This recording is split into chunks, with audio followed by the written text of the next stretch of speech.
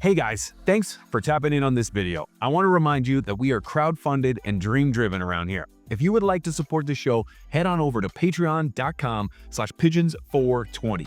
With your support, we can interview some of the biggest minds in our space right here. Thank you so much to our members. Thank you so much to our patrons for supporting the show. And thank you for watching today's conversation. Branden, Great. I think we got it, man. The joys of trying to run a live show and have a guest is why I do this to myself. I have no idea, but man, Branden, thank you for coming. I really appreciate you pulling up. This whole thing started because I seen in-house genetics in the chat when I'm live. And it's been, honestly, I was flattered. I was just totally flattered to see you guys. I've heard so much about you guys from Rob and Chris, the community. I've seen your genetics grown by so many different people from my own community. And when I seen you in the chat, whether it was you or somebody from the team, I was 100% flattered. I was like, this is wicked. Thank you so much. I would love to have a sit down conversation with you. So Branden, thank you for having to sit down with me. Well, I appreciate it.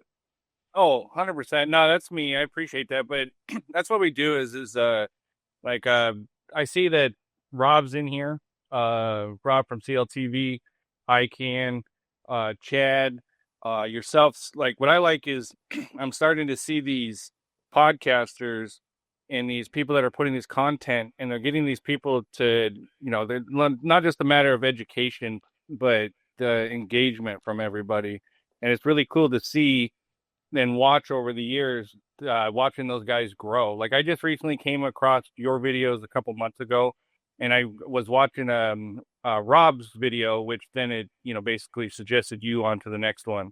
And so that's how I came across Pigeons 420. But it's great content for sure. Bro, I appreciate it, man. I appreciate it. And like I've tuned into your content. And of course, I started to tune into your content more because I seen you in the chat, and our community is so tight knit that I feel like our communities overlap too. In so many ways. Like your people growing your genetics are in my community. My community's growing your Like they know who you are. Your people know who I. It's inevitable. And honestly, the support doesn't always go both ways. I don't always see it. So really appreciate. I would say to that is what we have here is everybody's basically rallying around this plant, right? For whatever reason, for numerous reasons. Everybody has different reasons on why they grow, but the great part is that they're growing. So there's a community based around the plant. We have these divisions, obviously, and we have these groups and farms and all that. But I do see cannabis and hemp as one huge, large community in itself, and it's very powerful. It just hasn't recognized how powerful it is. And what I mean by that is there's the power in numbers. So that's why back to where with you guys that I mentioned and the podcasters and the content creators, you guys are bringing a bunch of people into the fold that otherwise wouldn't be brought into. So what this ultimately translates into is cannabis turns into a lifestyle.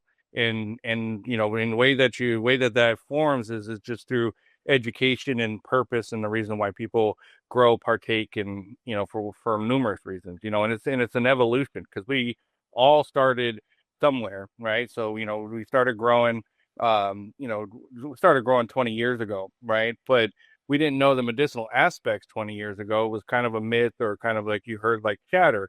But over time, you start hearing more and more, and then you start honing a craft, Yeah. No, man, I totally get it. And I feel your passion. I've watched your videos. I watched a video you did with LMC, the Instagram video you did with them. I love your passion for the plant. Before we go too far in, Branden, a little bit about you, a little bit about in-house. How did you come about? Just a little introduction. So real quick, the quick introduction is in-house is two people. We've always been growing together, and we started off in the black market. Then when medical came, it turned into the gray market, and then commercial market here and there, right? So it's been back to the word evolution. So it's been step by step. So we've done a lot of great stuff over the years, and so what you got to do is you start off as a grower, and then you start learning and understanding genetics, and then you start from there, then you start learning the properties of that plant and why it makes it important. Yeah. I honestly, I knew that you had a team. I didn't know that in-house was just two guys. You guys operate like you've got a whole crew behind you guys. You're doing Well, technically, we sort of do because, as you can see over the years, is like we've never made it about us. So it was always about the people that tested for us, the people that grew, people that took the chance about the pack. Uh, so it's a true team effort. And so it's really cool because like the shows, you get to meet people and they're like, oh, we grew your gear out, or I grew your gear out, da da da da. And it's really cool because they're excited because they had success, right? And that's why I think that the from a breeder to a grower there should be a symbiotic relationship because there's a two there it's a two-way street there, right? In order to have a great hunt and pick your favorite cultivar that you're going to ultimately run with and put in, say, production, whether you're a home grower or whether you're a commercial grower. where does that passion come from? Like, have you been doing weed forever? Has it just been something part of you? And because you've got a Yeah. fire, So man. You got a fire. Where does it come from? yeah, it's just that, well, it's challenging. So like any grower knows that the life skills that you learn from growing is amazing. So you learn discipline, you learn failure, you learn success. You learn scheduling. There's so much stuff when it comes to growing that you learn. And just when you think you have it, the plant humbles you again. And then it's not like you're starting over, but it's like one of those things where you get setbacks, but it's how you in turn rebound from those setbacks. And every grower knows, like, when they run into a problem and when it's really dark, there's still light at the end of the tunnel. So it's just an ever evolving situation. But the passion and all that just comes from the excitement of the people. And like I tell people all the time, is like the reason why we're here is because you're here. If you're not here, then we're not going to be here anymore. And we feel with the ever quick pace changing, and we have the respect of the community, that we felt that we couldn't stay silent on stuff, so we have to stand up and let our voice be heard. But also, we have a tremendous platform and a great following, and we lend that following, and or not that following, but we lend that platform or our audience to other people so they could get their message by. Because as you can see, we have this everything from Schedule 3 to you name it coming our way, and it's really to take control of the plant again. And it's not necessarily something that we want to do, but we just know that morally and ethically we have to do that. And we got a lot of heat at it, from it in the beginning, because they were like, politics doesn't belong in cannabis, and it's like, actually it does, because we're allowing people to make choices and decisions for us that don't know anything about this plant, and that's what the sad part is, because by letting that go and not being vocal and active, this is where it's led us to, and that's where you just see a lot of people shifting, going down, and having problems and having issues, and especially in the commercial realm of everything. It's really hard for these small operators to operate, because they get this crushing regulation. And also, too, regulation is good because it keeps people safe, but some of it is redundant. But also, it allows these big money interests to push down on these smaller guys, where these smaller folks have spent life savings, and they've put their life work into it, just for this, the to be hindered by by politics, essentially, pay to play type of politics. We've seen it all across the country. I'm fortunate to get across the country and visit a lot of these growers. I get to, anytime I go to a state, I make a point to go to as many growers as I can, and just sit there and we'll just talk, and see what's going on with them. And it allows you to get a real good, like, finger on what's going on and what's really ailing people, and what their hurdles are. And one thing that it is you do have, a monopoly starting to form and take place, not just in the United States, but up north where you guys are at, up in Canada too. Yeah. Yeah, it's a constant battle. I'm constantly talking, like, I personally love politics. It's something like I'm not a huge fan of government, but I'm a huge fan of politics. There's a big split between the both, in my opinion. Politics is what governs, or is really what guides and regulates, if you will. Not regulates, but it's essentially what keeps the masses in order, and then the government are the ones that just mess all that up. And so it's a common conversation or a common denominator here where I talk about politics because I agree with you. The only way we can change the game is by having a conversation, by talking to people, by talking to growers, by talking to patients, by talking to people who don't agree with this plant, because that's the only way we're going to be able to change any kind of opinion, or at least spread awareness, is through one conversation at a time. And you're doing that. You're doing that. I Well, Go ahead. it's what I'm doing is I'm learning stuff and researching stuff, and then just taking what I've learned and what I've come to understand and conveying it and giving it out to the masses. And then what it does is it gets fact checked. And then some people come back and go, well, you're wrong on this. Then I got to look it back up and I got to refine my point or whatnot. But it's it's constantly in motion, because what I'm doing is we're all in uncharted territory for the most part, because we're coming off of prohibition into legalization. Now, we can get into excuse the puns, in the weeds of it, but it should have never been prohibition in the first place. It was all political in the first place on why it was, prohibited.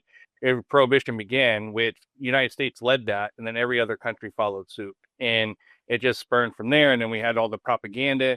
And that's what we've had for generations is propaganda. Because that's why when you see the divide, there is like when you get into like the older generation down to the millennials, right? There's such a divide there because that older, say, boomer generation has been lied to their whole life about weed, and then you have this new generation that's coming up that doesn't, didn't have to live through that, so they're seeing cannabis in a different lens, and then you have the people that are in between, like ourselves.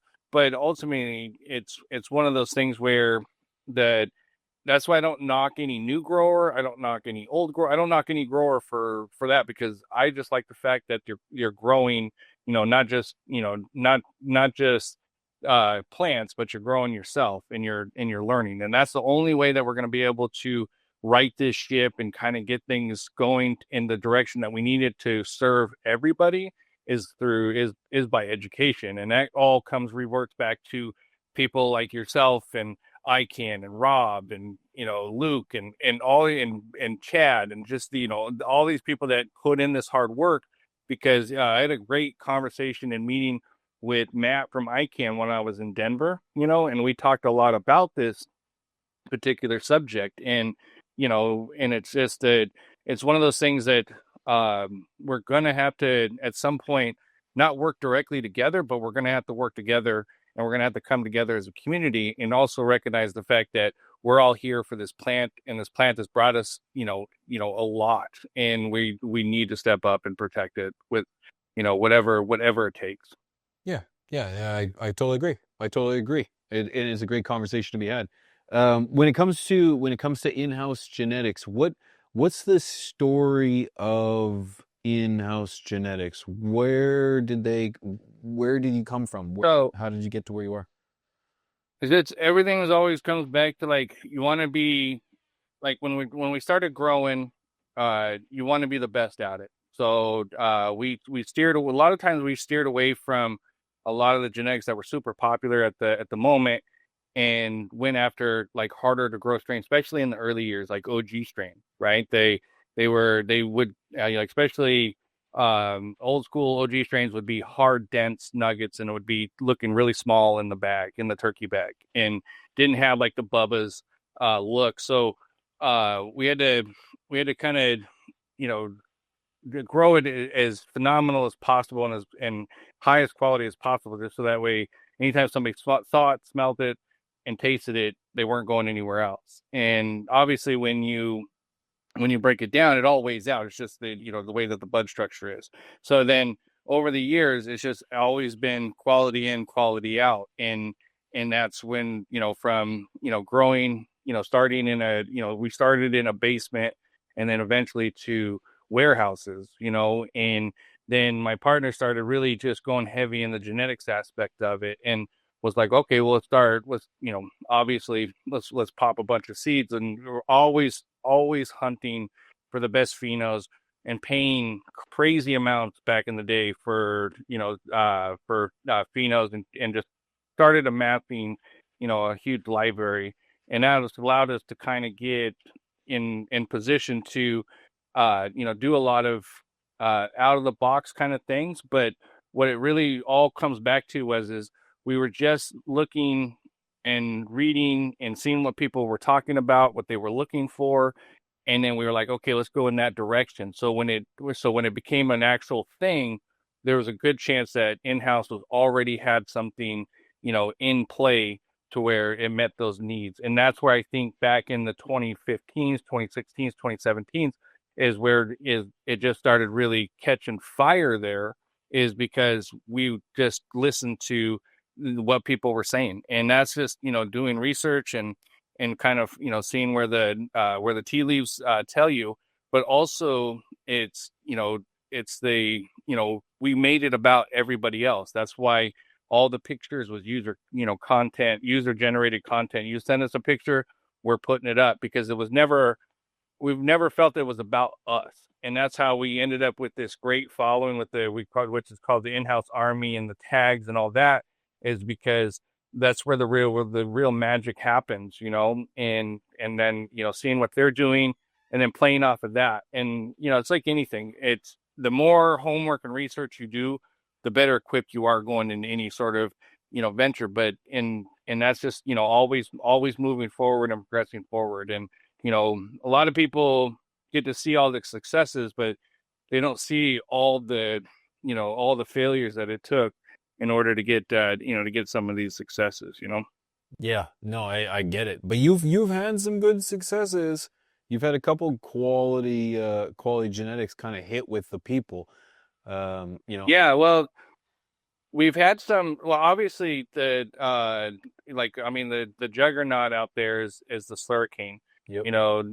But with that said, is you're, like I said, you're trying to give back what people are asking for and what they're looking for. And that's always been our drive behind everything. Yeah, the slurricane is kind of, I'll admit that's kind of where aside, like, you and I have never even talked before. The most I had heard about you and in-house came from Rob and Chris. They've grown. I'm north of the border, so having your genetics up here just isn't. You're definitely going to see that now, more now than when I was stumbling across your name a few years ago. But the genetics speak for themselves. When the first time I ever came across in-house would have been through Slurricane. Members of my community were growing it. They absolutely love it. I often ask what's people's favorite genetics. Slurricane is still at the top of so many people's favorite genetic. What what was it that you felt that really resonated the most with people in that genetic? The way the slurking came about was my partner basically was because of, what it is you're constantly looking for something that's going to complement each other when you're breeding, right? So you're going to take a weakness to a strong point, right? And so obviously at the time, Dosey Dose was on fire. Same with the Platinum Punch. And so it was kind of like my partner was like, I'm going to hit fire with fire. And so we go through the process, harvest the seeds, send them out for testing. We also hunted them internally. And then this is like, as we were harvesting, we came across the Slurricane 7. And this was cool because we had another harvest for something else. So we had the trimmers there. And so we had them just trim up the bin real quick. And then the flower, the trichome build was like amazing. It was to the point where when my partner posted it that day, the first comment was, "Look at all that PM." And so that was the first comment. So they had to get pulled down.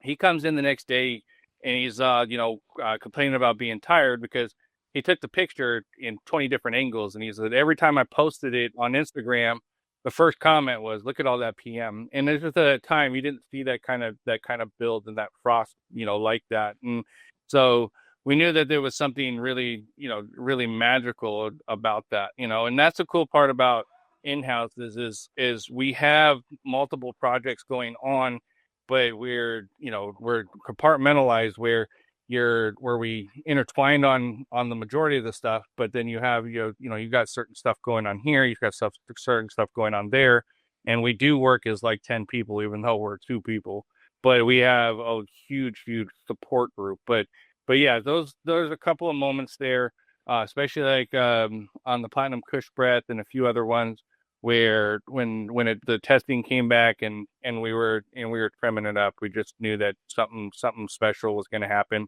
And one thing that's interesting, that like another popular one is a sugarcane, and it started off really slow and it went really flat, and then there was a few people back out east that had really great success with it, and it just took off. And that's what we're starting to see now, is people going back to the stuff that we've created 4 or 5 years ago and circling back to it, and then and acquiring those packs and hunting and doing great work. And you're starting to see a lot of stuff that kind of was flat, but now it's its time. And that's what we've seen over the years on a lot of stuff that we've bred, that it's just not the time for it, so there's no point in sending it out for testing or anything like that. And so it's just, we've ended up with a vast catalog of stuff, and then you have some stuff that just is not compatible at all. No, but you know what? I like the idea of people tracking back and trying to find the older, because that speaks to me. That's exactly what I do. I try to go backwards rather than trying to find the latest what's hot. But I'm kind of not surprised that some things aren't right at particular times either, because I refer to this a lot. Like the very first tablets were released in like the very early 90s, and they didn't take off. People didn't understand it. They didn't meet people's needs at that particular time. And sure enough, 10, 15 years later, the tablet comes back and it's huge. It's huge. People find a need for it. It's the same thing. People just, Yeah. there's so many kind of distractions right now, where people are just trying different things and doing different things, where it's like, oh, I might have missed something there a little while back on my travels. And you know what? That sugarcane's probably one of those ones where it's like, yes, let's get back on that, because Well, people are taking what was and a running funny with it. story? Well, the funny story was, so this was probably 2016, I guess, 2015, and we had a pretty big, huge BHO operation going, where it was more of a production style. And so a lot of the stuff that we were harvesting at the time, so it was a lot of like glues and a lot of OGs and that type, and it just wouldn't shatter up. It just would just be staying saucy, right? And at the time, it was bad timing because everybody wanted the shatter. They wanted the snap, right? And so we had a bunch of these pizza boxes, and those pizza boxes started stacking up just because this stuff would not shatter for nothing. This has got a high terp profile, right? So we had a couple of buyers come by, and we got introduced to a new one, and he came and he took the boxes that we had to shatter, and he was happy, and he's like, hey, I'm gonna and it was like 2 days later, he called me back and he's like, hey man, can I come back? And I'm like, yeah, sure, but we don't, I mean, you took every box that we had that shattered up. And he's like, no, I'm coming back for those other boxes. And he came back and he bought like, I don't know, probably 30 or 40 of those boxes. And he was like, this is where it's at. Nobody knows. And that's, just the sauce. But what he was doing was, obviously jarring it up, and then, letting it separate, and then doing whatever from there. But yeah, it was, but like I said, it was just before its time. So it was the BHO running was a byproduct from what we were doing. We just needed something to do with our trim and turn it into something. It wasn't our primary business model. So if it would have been our primary business model, then we would have steered our whole grows and everything else to the strains that did shatter, and then we would have concentrated on that, and then neglected where the stuff that was saucing up that obviously and tasted a lot better at the time and all that. And BHO is pretty much ran its course. Rosin is king. Rosin will be king for the time here on out, because it's obviously it's got a lot of good attributes to it, being solventless, etc., and all that. And especially when you get into the extraction of it and the medicinal aspect of it, that's going to be the avenue, and where we're going to get a lot of great things from. Yeah. But yeah, it's one of those things that now we're obviously been dabbling in hemp. We feel that hemp is the future for a lot of things. So we've been working in that. We really feel that a couple of those cannabinoids like CBG and CBD gets all the glory, but there's a few other ones in there, CBN, that are going to be extremely helpful for the body, especially when it comes to CBG and the gut and all that. And you combination with CBD that helps clean your blood, and you add a little bit of THC in there to get your full effect. And some people, obviously it's coined entourage effect. That's the stuff that we're looking at. That's the stuff that we're really excited about, because what's about to more than likely happen if they pass Schedule 3, it'll be like overnight. All these studies, and from Israel to the NIH, and these particular set of cannabinoids, lower cholesterol, and it does this and it does that, because there's this misnomer that they haven't been studying cannabis, but you can simply go to the NIH and see since 2017, they've spent almost $2 billion studying cannabis, and $1 billion of that, more than half of that money went towards the negative effects. And we only ended up with a couple of things where, where they come with a negative effect. So the future is going to be cool. It's going to be awesome to see. I'm glad to hear. You lose your audio? Nope. I'm just grabbing a bag of weed, and I don't want the crinkling of the bag to catch. Oh. Yeah. I'm always doing all kinds of things. Sorry. Go ahead if you had something to finish.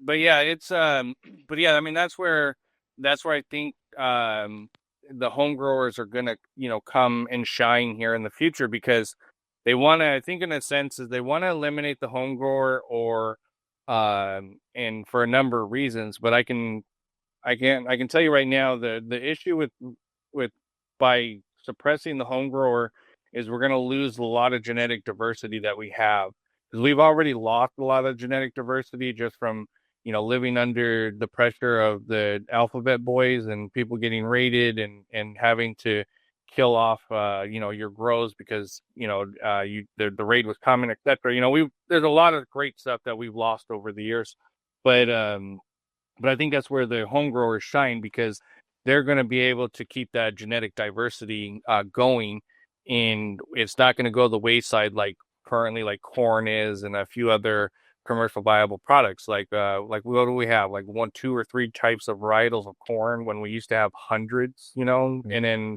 go back farther generations, we had thousands. Yeah. And that's where I think we just, as a society, where we just kind of like get, pigeonholed into things, and they're like, they serve it to you, and there's, they make it illegal, they make it a lot of things. And I think where in the Schedule 3, I think they're going to give everybody the right to, and essentially the licenses to grow as much flower as you need to sustain the market. But I think they're going to put a big, huge clamp down on the extraction process, because that's when the extraction is where the real medicinal aspect is, and when it comes to both the hemp and cannabis plant.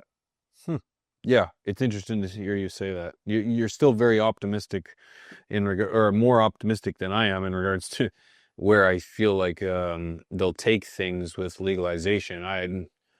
Or regulation, and maybe I read too much into it. I don't see that much prosperity coming that much quickly, or that quickly, in regards to any kind of regulation anytime soon. Yeah, but I think if you're gonna, so what you do is, if you want to beat any business or any industry or anything like that, you take, like a monopoly, you take the money out of it, right? And what I mean by that is say, for instance, they come and they say, hey, Pigeon OG is really great for my ADD, right? And so, well, I was somebody, you're a home grower, so what are you going to do? You're going to go look for that pigeon OG because you don't really want to take your ADD medication for your whole life. And if you got something that you can grow and that you can extract and put in your diet, and it's gonna help your brain, mellow out and function, right? Guess what you're gonna do? You're gonna do that, but you're gonna be able to regulate that because you're going through the process and making it. You're not beholden to a prescription. And that's where this really comes down to is the pharmaceutical lobbies in the industry, because they're scared because, as an example, every market that legalizes is a instant $1 billion loss. And that's with a B, $1 billion loss for every legalization effort in the country that's happened in the United States. So every time you see a state fall to they legalize, it's literally $1 billion hit to the pharmaceutical industry. That's fantastic. That's fantastic. Yeah, it's not enough. It's not enough. Well, it's yeah, because the thing is if $1 you're billion is like 30 days, if that. You know what I mean, in regards to income for that industry. I think it's I think I'll have to double check it, but I think it's 4 days. Fuck, 4 days. Oh, forgive me for yeah. That's So to your point though, in regards to like people now, and good to you guys for exploring the new alternatives, CBN, CBG. These are some untapped cannabinoids with some really unseen, well, effects in regards to how they can have a positive impact on people's health suffering from a myriad of different ailments. So good for you guys for exploring that. But the thing is, for people right now, is that they're still stuck in the THC, CBD. I need 30%. I need 15%, and that we're stuck there because we're kind of at a point where that's just what the market's asking for. We're undereducated is the wrong way to put it. I just feel like we are underinformed in regards to the pure benefits that come from this plant. And that's why people go in and hit a dispo and say, I need 30%, nothing over or under 30% THC.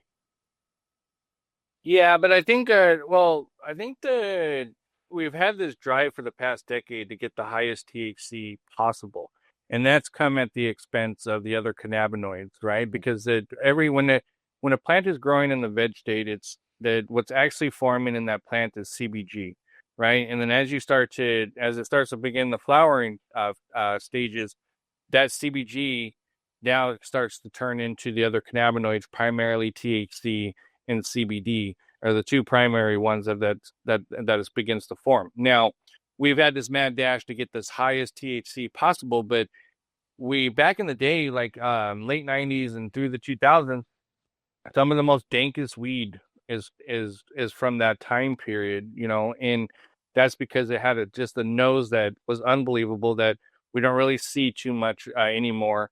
But also, you had a great like body high, and there's a lot there was a lot more better attributes to it. But when you go back and you look, that was a 17% THC, right? 12% THC, low THC, other cannabinoids that were involved in that. And then we have obviously tolerances, right?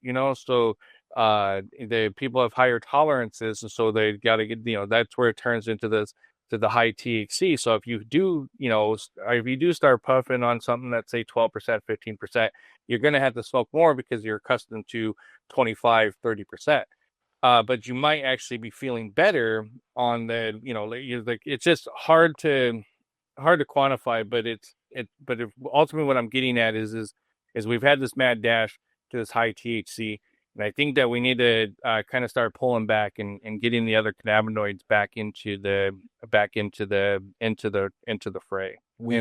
And I think that's and my biggest fear of everything is the pharmaceutical industry taking hold, and then we end up with the synthetic style cannabis, because anytime you synthesize something in a synthetic and you put it in a human body, you have adverse reactions and severe reactions to. And I think the first actual like related cannabis death will come from a synthetic cannabis or cannabinoid, you know? It's funny you say that. That's actually one of the conversations that we were having today in regards to was synthetic cannabinoids. And in fact, in my opinion, as humble as it is, I don't believe you can refer to these synthetic cannabinoids as cannabinoids at all. I feel like that's a huge mistake and something that I think as a community we need to avoid as a whole because it just doesn't it doesn't jive with me that we would refer to these as cannabinoids at all, just because y it's almost like a play on our community. It's almost a bit of like a manipulation, in my opinion, especially when you see these synthetic cannabinoids that start with THC and then say something. So like we were talking earlier, THCP, and people are thinking, okay, well, it must be good because it's THC, when in fact it has nothing to do with tetrahydrocannabinol at all. So Yeah. I think you're right in regards to the first death coming from, but if that's the case, if we're going to make that leap, the first death has already come. There was a And the thing is it's just an opinion. That's fair. I Yep. still have a lot to learn. I still have a lot to research and read, especially these studies that are coming out of the NIH and the impact that these cannabinoids have on our body. And there's basically that plant is real similar to the human body, right? You know, CB1, CB2 receptors. There's a lot that's there, and I think, but what you were just talking about a few minutes ago is it's not, I wouldn't say it's a lack of education. I think it's a lack of outlets for people to educate people. And that's why I think with people like yourself and that we mentioned before is I'm really excited for you guys and look to, you know, in any way that we can to promote this, because I think you guys are going to be the vessel that is going to bring the masses the information that they need, because as this turns into a lifestyle and turns into, you know, correcting issues that people have, it's going to be the word of mouth. Hey, this helped me.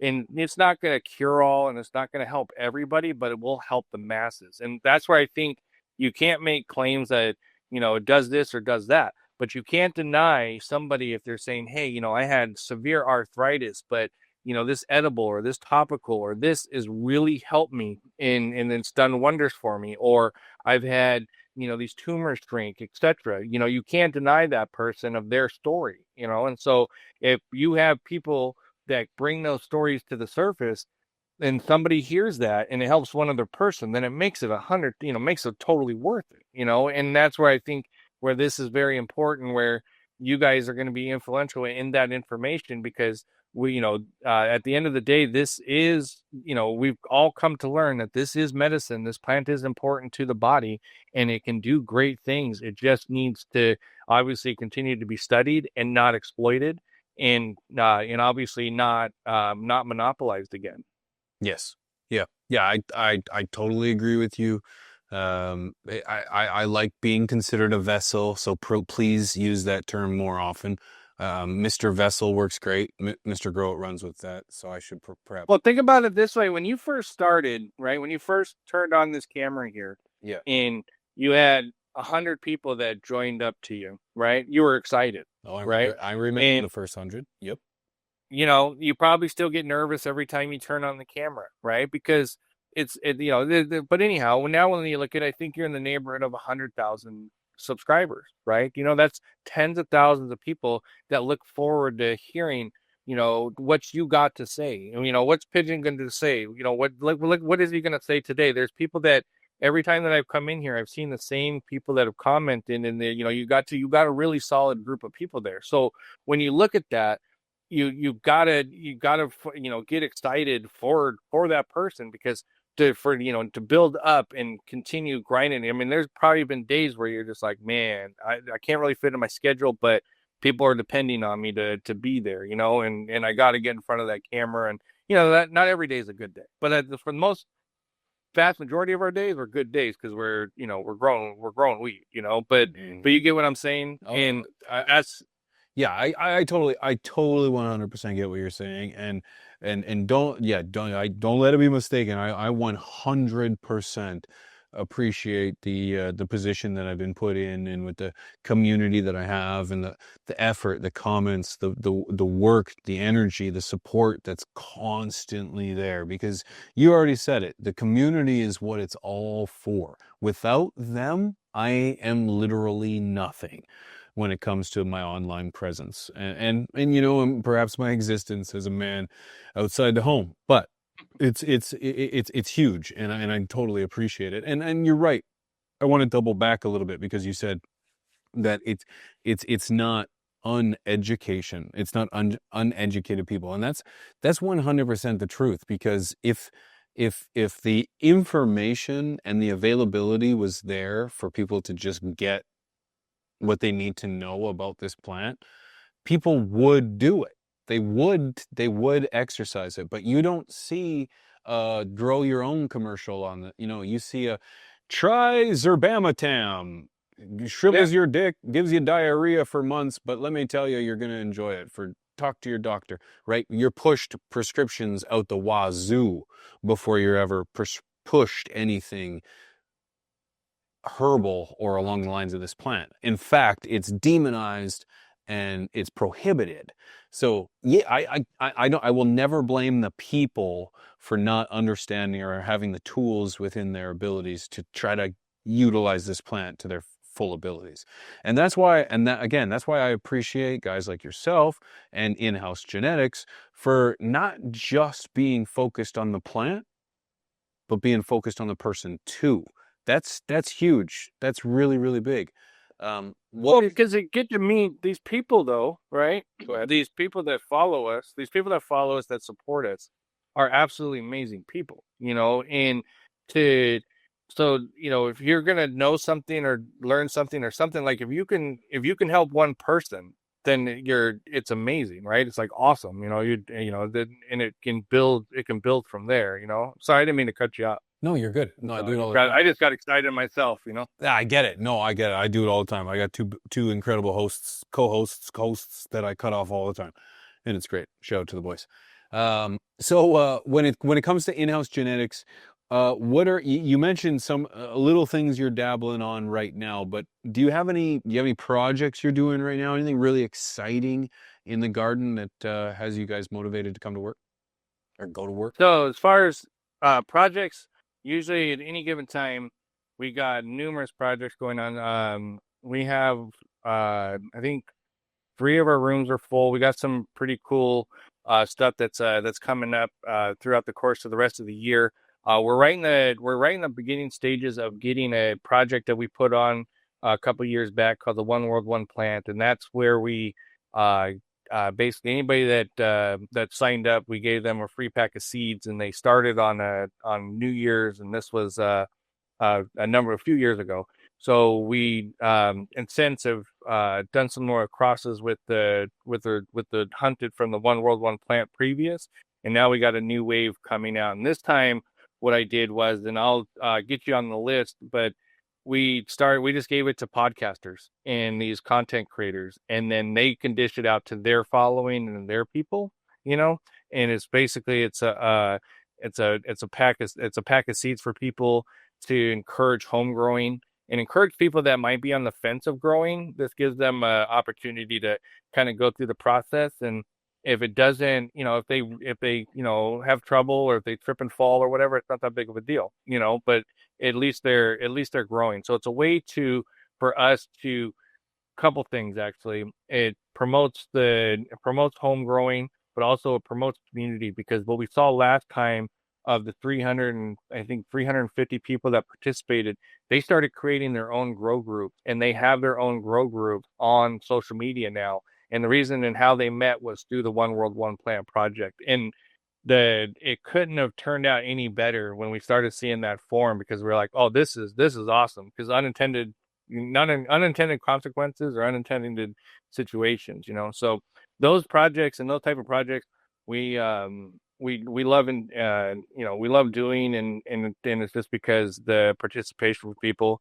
And then we have a big project going on in Oklahoma, and it's been quite the roller coaster, and so We just recently had somebody boot out all of our windows, and the store's not open yet.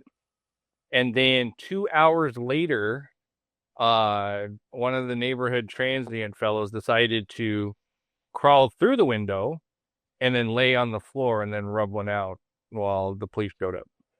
Oh. Yeah, I wish I was making that up. Yep. Yeah. No, I get it. I get it. Yep. I watched it. So we do that on the internet. Yeah. Yeah. So now we got we're replacing 6 windows and a door, and then waiting for the bureaucracy to final out, and then we'll be able to open the doors there in Oklahoma. So there's a lot of cool stuff that we're really excited for. But one thing I can say about with the Oklahoma situation and the dispensary is we did something really cool where we took you're actually even have a QR code, but we took all the content creators, educators, people that all that, and we made a QR code out of a wood block, and you're hanging on a brick wall. And so we put it on a brick wall because it takes bricks to make something solid, right? So and so it's a solid foundation. And so when people come into the dispensary and they want to learn about something, or they got a question or whatever, you can go, hey, yeah, I can answer your question, but also go scan a few of these QR codes, and it takes them right to their Instagram, which will in turn on the back of it will put their other primary, say like their YouTube or something like that, but it has their name on it and has their information, but it's just going to be a wall of QR codes. And so it makes it really easy because everybody's got a cell phone and a QR code reader with their camera now on their smartphone. So it makes it really easy to directly connect with people. And it was really cool to do. We have a really cool wood shop and laser and a bunch of other stuff. So it makes it pretty easy to do this. And then what we'll do when we get fully up and operational is we will make another wall that'll be just basically based around like home growers and people that interact in the community and this and that. And so that way we can keep people, keep people engaged. And so, yeah, stuff like that is really exciting to do. And we, obviously have one of the best jobs in the world. No I'm not kidding. even going to lie. Yep. No kidding. You ever considered whittling canoes for blind children? Nope. That was a joke. No. I'm just playing. I'm not even touching that one. Oh, good. Good. I'm glad you got it. That went over all of our heads. We leave it at that. Yeah. So, no, that's good for you guys, man. That is awesome. And I sure hope my name is on the list for all that, because I would love to participate. That sounds fantastic. No, yours, yes, because that's about the time when because I was on a long ass drive, so I was catching up with Rob's content, and then it moved me right onto yours. And in fact, what you just referenced, I watched that interview and all that while I was on the road, and so, and then, but yeah. Yeah, I don't know what you're talking about. That's no, that's fantastic. No, that's cool. I'd love to be involved with that. I love what you guys are doing, and like I said, I've heard nothing but quality things. Forget about Rob and Chris; they're easy to forget about. My community's has been incredibly vocal about you guys, your genetics, the things you guys are doing, and yeah, as I mentioned, Rob and Chris have nothing but nice things to say with you, and in fact, we'd love to have you on from the stash, because I know you already know a podcast that's what. So yeah, I got held up. I think it was 2 times, one time or 2 times with Rob. I was on the road, and it just wasn't. I wasn't trying to do it in an airport, and I got obviously reschedule with him and get on with him. Yes. But it's also you guys have a great YouTube community within yourselves, because Matt talked highly of you. Because when I met Matt in Denver, I asked him about you, and I was like, "Oh, have you heard?" He's like, "Oh, he's a great guy," and so on and so on. So yeah, it's a bunch of people. I wouldn't say the same thing. Yeah. No. Man. I love Matt. I hung out with Matt in Vegas, and incredible dude. Honestly, there is not many people. There's a few, but there's not many people from this space that aren't easy to get along with, man. Everybody's so cool, so sweet, so genuine, and it's awesome. It's awesome. And it's great to see that you you guys shout out each other, you guys show support to each other. It's not like, where I think we have spent all this time thinking that we're in competition, and nobody in reality is nobody's in competition. And our real competition, if you want to look at it, is going to be the people that are trying to suppress and then try to steal this plant from us. And like I said, the community. Yes, and the way that we win is, and the way that the way that we don't get washed out is if you see somebody go down, make sure you share these pages and let people know like where to find them again and get them repopulated. And because I know there's people that I followed and I'm like their account gets taken, and it's only going to get worse because censorship will be hyperactive once we start sharing critical information. So like right now, you're not a threat. But if you start sharing critical information, or you really get people, going, hey, I'm kind of sick and tired of this shit, they'll start really censoring you. And like we've given up on Instagram in a sense that the account is always shadow banned. It doesn't pop up. It stays right at the amount of people that follows it. Like somehow I'll get in a 1 month period, I'll get 1,200 followers, and somehow I get 1,200 people that unfollowed, so you're just like, and it's been like that for the past like year.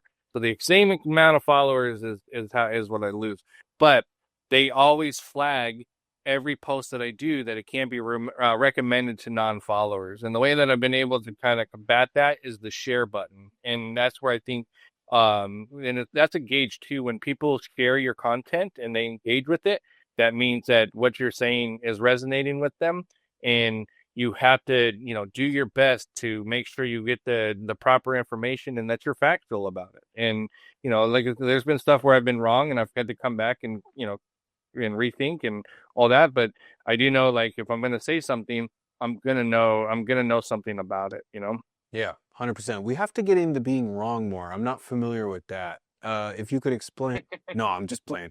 Branden, incredible a conversation, man. I seriously, I got to thank you for coming and hanging out with me tonight, and particularly on such short notice. Absolutely legendary, man. If anybody wanted to get a hold of you in particular, or wanted to hit up some genetics, where could they get a hold of you?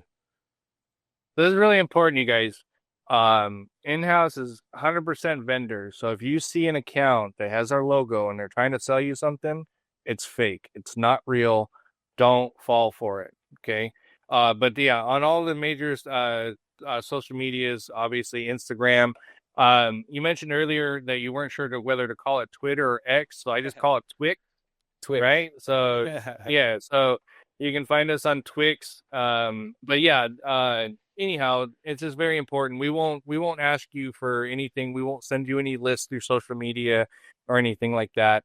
And a lot of times is by hitting our social media, then you'll be able to get an email or a contact and all that. And if you're looking for something, and because I mean, you've seen how it was kind of difficult for you to kind of initially punch through and push through, but we do read these messages, you guys. And I also urge this: just because you didn't get a response after a day or two, always resend your messages, because it will recycle back in. And sometimes on social media, they don't give us all our messages in the way that they came. So don't ever think you're being ignored. We do read these messages. We do try to get back to as many people as possible. And if you're not getting back to, you keep hitting us up, because we will get back to you at some point. Yeah, 100%. Instagram is one of the hardest. Like that just goes to, it should be a testament of how difficult it is to get a hold of people. If I struggle to get a hold of you, and or you struggle to get a hold of me, you know what I mean? Yet anyone who's anyone struggle, because I wanted to get a hold of you and you wanted to get Zia, it's difficult. So, and forget about the requested messages. Like Instagram is horrible for messaging. I don't know why in anyone's world that's where people mainly communicate, but that's why I like Twitter. It's literally so easy. Or Twix. It's so easy to get a hold of me. You just at me, put my name in your tweet, and I can read it. Dung, you got me. It's there. So easy. It's tough too, though, because it's a lot of traffic. But I want to actually mention this before we get off, is since you guys all do know each other and have mad respect for each other, I do think that you guys should at some point open the conversation and let's, look at creating an app that where you can put this content all in one local place. I know you got to get away from the Instagram type of platforms and this and that, but you can have an app where it's more of a base of a lifestyle where people can have it on their phone and it be fine in case, it's not like, weed this or weed that. But what I'm getting at is I mentioned it before, the idea before, but if we could, come together and as a community and start putting an app lifestyle type of situation together, then we don't have to worry about the censorship and be at the mercy of the YouTubes and all that. And also, Matt disagreed with me, but I was like, you should start putting a lot of your content as backup over onto Rumble.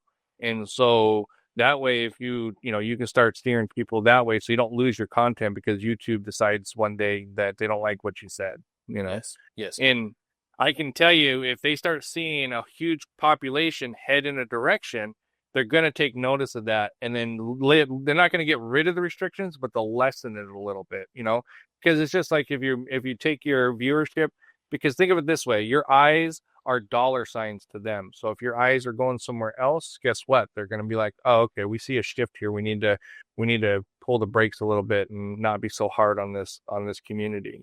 I mean, we so much as say the wrong thing, they, they'll take you down or demonetize your video. Here's the thing though, and like I would consider myself an optimist. I like to see the brighter side of everything. However, and I'm not thinking it's not possible, but the idea of an app sheerly focused on weed in the community is tough, man, because running something like that is remarkably difficult. B, it's expensive, right? Who's paying for that? But C, it's like YouTube doesn't give a smack. Google doesn't give a smack. Take every stoner there is in the population and weed them out of the conversation of YouTube and Google, and you probably still don't scratch the surface of like the thinnest pocketbook. And I just, in my opinion, we need to use these platforms as to the most and to the edge of their elements or the edge of their guidelines, and make it aware. YouTube doesn't want this content. They've made it very clear. And even though they try to capitalize on it, they've tried very hard to restrict it.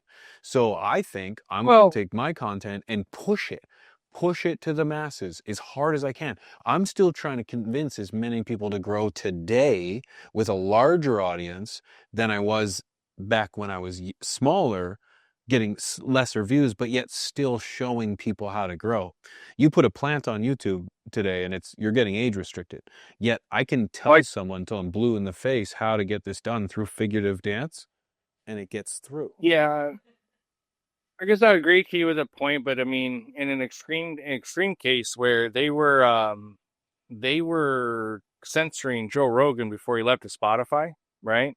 And then a lot of other people that were below him in that type of group and that type of content, right? And then Spotify came through and they pushed a lot of stuff over there, and it was like night and day. They lifted a lot of the restrictions off of those contents and those videos. And then what I've seen is the traditional media aspect of everything is dead in the water. Nobody's going to watching TV for their information or anything like that. They're getting it from this. But I think to your point is, yes, it would be a huge undertaking. But I think where other people have failed before is it's turned into like an open air market, and that's where I think that where that begins is the downfall of that, where it was more about the plants and aspects and how you can extract and what you can get out of the plant and help you in the process. I think that's where that type of information and that type of route is where it'll ultimately find a lot of success. And so what you're doing is you're setting the bar for somebody that is well funded, like a Google or one of those type of things, go, well, we're going to pick this up because it does have tens of millions of people worldwide. That's the thing, is this is the global situation. This is like when you probably factor in and you start taking it, and it's like, even if it's 1% of the population, you're 70 million people, right? That's not something to necessarily bat an eye at, and but yeah, that's I mean it's just an idea, but also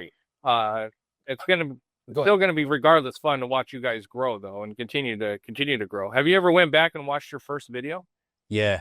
Yeah. Nervous, scared, afraid. Yeah, I remember. I was quiet I too. I was very quiet. I still get nervous every time I get in front of the screen and talk. I don't know if it'll ever go away. It's a combination of nervous, excitement, really enjoy the basically the feedback you get from people. I mean, even the people that hate you. I've had people tell me like, I hate you as an individual, but I really respect what you're doing. I was like, hey, that's all I can ask for. Right? You know what? I've heard this. I've heard similar things, not in such nice words, but yes, I've heard similar things. You know what? I do agree with you. I do believe that there is something out there for us, whether it's an app, whether it's a forum, whether it's a Discord server, whether it's I don't know what it is, but there is something. There is something out there where we should celebrate our own. We should make the people that we want to make. We should highlight the things we want to highlight. Not I would say this though. I will say this is I come from a time when we would get on a search engine and we would ask Jeeves a question and come back with a partial thing, and then that went to Yahoo, right? And Yep. guess what? While those were a king and at the top of the game, there was two guys building Google. So who in the hell who's building Google right now, Yep. right? That's Google my 2.0. question, Nope. right? Right. So yeah, so the this is getting a lot easier with the AI and all the other stuff. So look, humans are amazing people, and anything you put your mind to, you're going to be able to accomplish crazy stuff. And it's just more just planting seeds out there for people, because if it's not us, it's going to be somebody else. And then if they got the idea from us just bullshitting, even better. More power to you. Totally agree. Totally agree. Hell of a conversation, Brandon. I feel like we can keep going, man. Starting to find ourselves in Oh, we could, yeah. That was wicked. But I really appreciate the time. It was an absolute pleasure, brother. I'll get Rob to hook up with you for From the Stash, and I would love to dive into the genetics. Rob, I know, or Rob and Chris would love to rack your brain in regards to the plant itself. I just like to sit and see where you are in regards to the plan, the garden, the plant, and everything in between, man. So, Brandon, thank you very much for meeting with us. On behalf of myself and the flock, I encourage as I die. I encourage everyone to go check out Branden and In-House Genetics. I appreciate everything you guys are doing. Stand by what you guys are saying. And I think you guys have yourself a solid set of kahunas when it comes to the genetics game. So, Branden, hats off, brother. Hey, I appreciate the time, you guys. Thanks, and everybody keeping the chat live too. You guys have a good night. They're the real ones. Thanks, Branden. Appreciate you, man. Thank you so much.